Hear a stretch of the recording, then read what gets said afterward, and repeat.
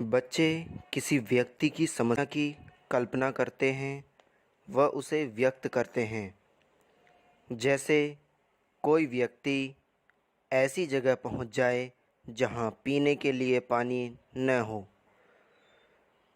बच्चे पाठ्य या पाठ्येतर सामग्री में आए नए शब्दों पर जिज्ञासा व्यक्त करते हैं, संदर्भ में उनके अर्थ का अनुमान लगाते हैं और शब्दकोश को देखकर पुष्टि करते हैं। बच्चे हिंदी भाषा की विशिष्टता, सौंदर्य पर ध्यान देते हैं, व उसे बता पाते हैं। बच्चे अपने विचारों को क्रमबद्ध रूप से प्रस्तुत करते व लिखते हैं। माँ को अपने बेटे और किसान को अपने लहलहाते खेत देखकर जो आनंद आता है, वही आनंद बाबा भारती को अपना घोड़ा देखकर आता था। भगवत भजन से जो समय बचता, वह घोड़े को अर्पण हो जाता। वह घोड़ा बड़ा सुंदर व बलवान था। इसके जोड़ का घोड़ा सारे इलाके में न था। बाबा भारती उसे सुल्तान कहकर पुकारते, अपने हाथ से खरहरा करते, खुद दाना खिलाते और देख देख कर प्रसन्न होते थे।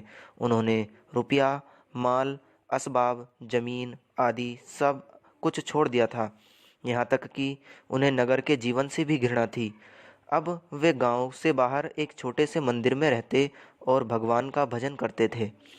मैं सुल्तान के बिना नहीं रह सकूंगा, उन्हें ऐसी भ्रांति सी हो गई थी। वे उसकी चाल पर लट्टू थे। कहते, ऐसा चलता है जैसे मोर घन घटा को देखकर नाच रहा हो। जब तक संध्या समय सुल्तान पर चढ़कर 8-10 मील का चक्कर न लगा लेते, उन्हें चैन न आता। खड़क सिंह उस इलाके का प्रसिद्ध डाकू था। लोग उसका नाम सुनकर कांपते थे। होते होते सुल्तान की कीर्ति उसके कानों तक भी पहुंची। उसका हृदय उसे देखने के लिए अधीर हो उठा। वह एक दिन दोपहर के समय बाबा भारती के पास पहुंचा और नमस्कार करके बैठ गया। बाबा भारती ने पूछा, खड़क सिंह, क्या हाल है? खड़क सिंह ने सिर झुकाकर उत्तर दिया, आपकी दया है। कहो, इधर कैसे आ गए? सुल्तान की चाह खींच लाई। विचित्र जानवर है, देखोगे तो प्रसन्न हो जाओगे। मैंने भी बड़ी प्रशंसा सुनी है। उसकी चाल तुम्हारा मन मोह लेगी। कहते हैं देखने में भी बड़ा सुंदर है। क्या कहना, जो उसे एक बार देख लेता है, उसके हृदय पर उसकी छवि अंकित हो जाती है। बहुत दिनों से अभिलाषा थी, आज उपस्थित हो चुका हूँ। बाबा भारती और खड़क सिंह अस्तबल में पहुँचे। बाबा ने घोड़ा दिखाया घमंड से। खड़क सिंह ने घोड़ा देखा आश्चर्य से। उसने सहरसों घोड़े देखे थे, परंतु ऐसा बांका घोड़ा उसकी आंखों से कभी ना गुजरा था।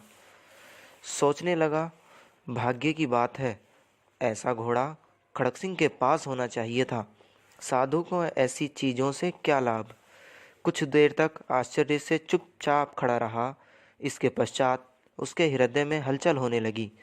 बालकों की सी अधीरता से बोला, परंतु बाबा जी, इसकी चाल न देखी तो क्या? बाबा जी मनुष्य ही थे। अपनी वस्तु की प्रशंसा दूसरे के मुख से सुनने के लिए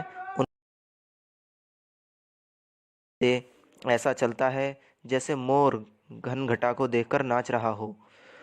जब तक संध्या समय सुल्तान पर चढ़कर 8-10 मील का चक्कर न लगा लेते, उन्हें चैन न आता। खड़क सिंह उस इलाके का प्रसिद्ध डाकू था। लोग उसका नाम सुनकर कांपते थे। होते होते सुल्तान की कीर्ति उसके कानों तक भी पहुंची। उसका हृदय उसे देखने के लिए अधीर हो उठा। वह एक दिन दोपहर के समय बाबा भारती के पास पहुंचा और नमस्कार करके बैठ गया। बाबा भारती ने पूछा, खड़क सिंह, क्या हाल है? खड़क सिंह ने सिर झुकाकर उत्तर दिया, आपकी दया है। कहो, इधर कैसे आ गए? सुल्तान की चाह खींच लाई। विचित्र जानवर है, देखोगे तो प्रसन्न हो जाओगे। मैंने भी बड़ी प्रशंसा सुनी है। उसकी चाल तुम्हारा मन मोह लेगी। कहते हैं देखने में भी बड़ा सुंदर है। क्या कहना, जो उसे एक बार देख लेता है, उसके हृदय पर उसकी छवि अंकित हो जाती है। बहुत दिनों से अभिलाषा थी, आज उपस्थित हो चुका हूँ। बाबा भारती और खड़क सिंह अस्तबल में पहुँचे। बाबा ने घोड़ा दिखाया घमंड से। खड़क सिंह ने घोड़ा देखा आश्चर्य से। उसने सहरसों घोड़े देखे थे, परंतु ऐसा बांका घोड़ा उसकी आंखों से कभी ना गुजरा था। सोचने लगा, भाग्य की बात है, ऐसा घोड़ा खड़क सिंह के पास होना चाहिए था। साधु को ऐसी चीज़ों से क्या लाभ। कुछ देर तक आश्चर्य से चुपचाप खड़ा रहा। इसके पश्चात उसके हृदय में हलचल होने लगी। बालकों किसी अधीरता से बोला, परंतु बाबा जी, इसकी चाल न देखी तो क्या। बाबा जी मनुष्य ही थे। अपनी वस्तु की प्रशंसा दूसरे के मुख से सुनने के लिए उनका हृदय वीर अधीर हो उठा। घोड़े को खोलकर बाहर ले गए। घोड़ा वायु वेग से उड़ने लगा। उसकी चाल देखकर खड़क सिंह के हृदय पर सांप लौट गया। वह डाकू था और जो वस्तु उसे पसंद आ जाए उस पर अपना अधिकार से समझता था। उसके पास बाहुबल था और आदमी थे। जाते जाते उसने कहा, बाबा जी, मैं यह घोड़ा आपके पास न रहने दूंगा। बाबा भारती डर गए। अब उन्हें रात को नींद न आती। सारी रात अस्तबल की रखवाली में कटने लगी। प्रतिक्षण खड़क सिंह का भय लगा रहता, परंतु कई मास बीत गए और वह न आया। अब तक बाबा भारती कुछ असावधान हो गए और इस भय को स्वप्न के भय की नाई मिथ्या समझने लगे। संध्या का समय था। बाबा भारती सुल्तान की पीठ पर सवार होकर घूमने जा रहे थे। इस समय उनकी आंखों में चमक थी, मुख पर प्रसन्नता।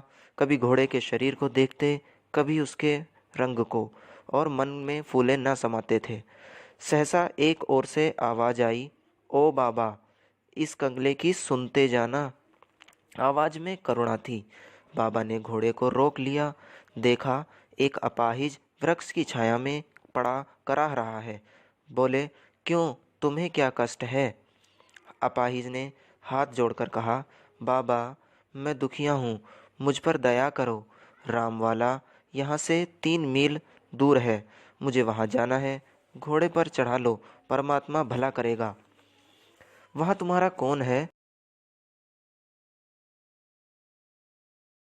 दया करो। रामवाला यहाँ से 3 मील दूर है, मुझे वहाँ जाना है।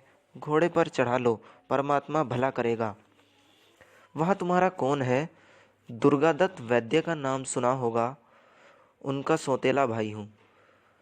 बाबा भारती ने घोड़े से उतरकर अपाहिज को घोड़े पर सवार किया और स्वयं उसकी लगाम पकड़कर धीरे धीरे चलने लगे। सहसा उन्हें एक झटका सा लगा और लगाम हाथ से छूट गई। उनके आश्चर्य का ठिकाना न रहा।